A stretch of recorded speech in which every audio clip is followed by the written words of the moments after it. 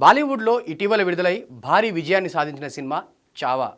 ఛత్రపతి శివాజీ మహారాజ్ తనయుడు శాంబాజీ మహారాజ్ జీవిత కథ ఆధారంగా వచ్చిన ఈ సినిమాని లక్ష్మణ్ ఉటేకర్ తెరకెక్కించారు.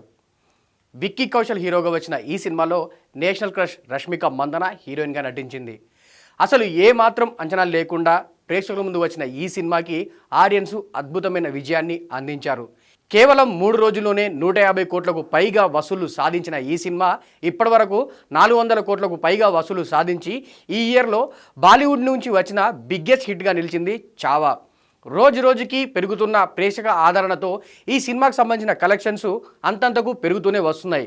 ట్రేడ్ అనలిస్టుల ప్రకారం మరికొద్ది రోజుల్లోనే ఈ సినిమా 1000 కోట్ల క్లబ్లో చేరబోతుందంటూ కూడా తెలుస్తుంది. ఇక తాజాగా ఈ సినిమా గురించి ఒక న్యూస్ సోషల్ మీడియాలో వైరల్ అవుతుంది. అదేంటంటే చావా సినిమాకు సంబంధించిన ఓటీటీ అప్డేట్.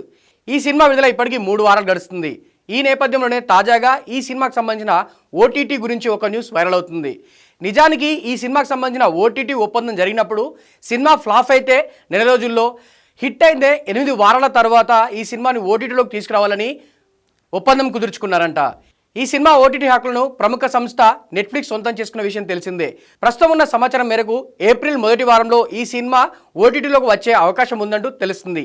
దీంతో ఈ సినిమా కోసం ఎదురు చూస్తున్న ఫ్యాన్స్ ఫుల్ ఖుషి అవుతున్నారు. ఇక ఈ సినిమాని తెలుగులో గీతా ఆర్ట్స్ విడుదల చేయబోతుంది.